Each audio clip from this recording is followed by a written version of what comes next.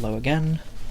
Back at it. This is going to be another quick one because there's not really much to say, honestly, because partially a lack of my own work that I put into the research part of this, which I'll admit to kind of slacking on. But I did hear about Carl Spitteler. This is the Bombardment of AO. I believe his ABO. I think is, and that's, I believe it's the only novel he published. But Carl Spitteler is mainly known to be a award-winning Swiss poet, born I think in 1845 and died in the mid-20s, I believe. And he was a profound influence on the psychoanalytic. That's where I actually heard of him, because I was reading Carl Jung's, who needs no introduction, I'm assuming, iconic force tour de force of psychoanalysts, depth psychology.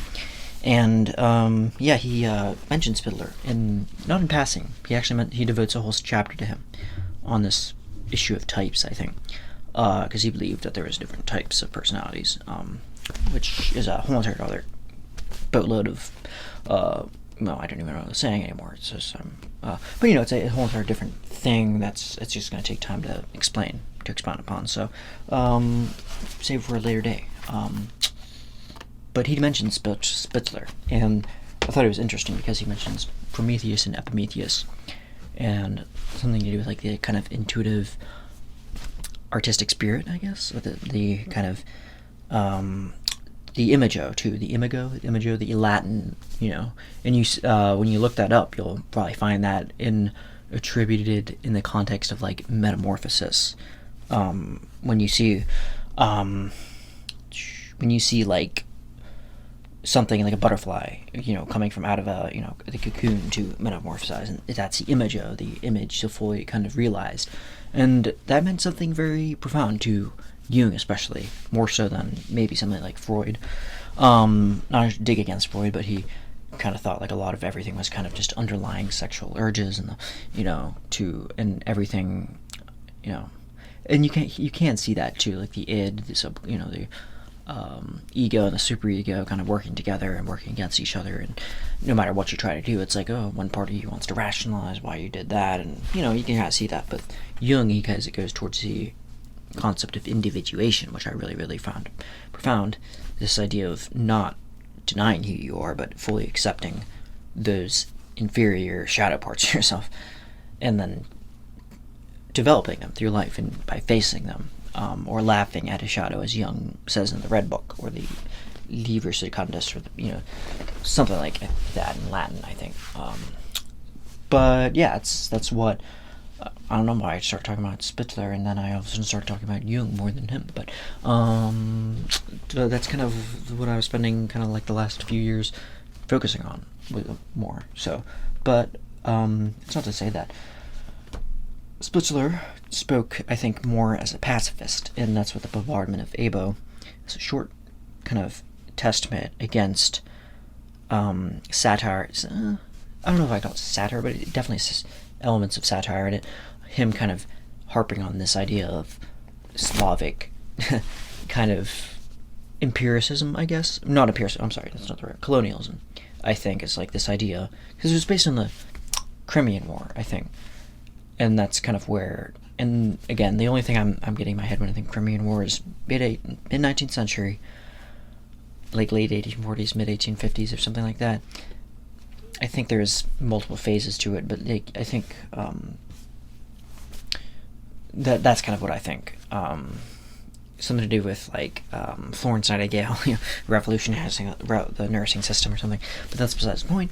The main point is that the theme of the book is that it's kind of from a Western point of view of Spitteler, who is Swiss, seeing after he spent some time in Russia, he saw kind of this hypocritical, kind of over-the-top czarist, like fealty, towards the czars, and those in leadership positions of power, and all that they were, kind of saintly, and they were venerated, and basically everything they did was from God, ordained by God. So you have this kind of symbol of the bombardment of this Finnish town, and the British. It's actually from the British. There's like two. It's very interesting that it's like Finland's kind of caught in the middle of this senseless kind of bombardment and sieging of this Finnish town, and then the Russians are kind of vying for it as well. So, and then what you have there, it centers on this family of this kind of a upper class Russian family, I think, and they're kind of staked out in Finland, and and then there's one lady, Russian lady, who actually marries, whereas has a fiance that's Finnish, and I love, or kind of found a little bit funny how the whole entire time they're kind of just making fun of this Finnish man as if he's like this half man, or he's not even a full man or something. He's an animal because you're. So there's a lot of this kind of senseless invasion and stuff, and of this kind of appraisal of other people's property and all that, or I should say seizure of other people's. But yeah, it culminates in kind of just disaster, because that's and even though I read it, I'm to be honest, I'm a little bit just having trouble trying to remember exactly how it ends,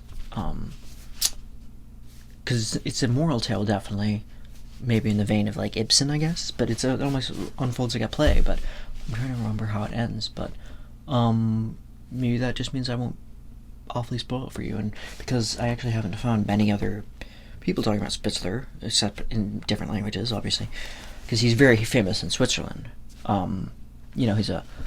He's a great poet, first and foremost. He was a great pacifist too. He was very anti-war, and you can see this definitely. That's the main takeaway I got, is war is bad, senseless. So yeah, but I haven't seen a lot of like Western like English-speaking people talking about Spitteler too much. So it would be nice to see that more. So yeah, and with that, I'll close it off there. Thank you for watching.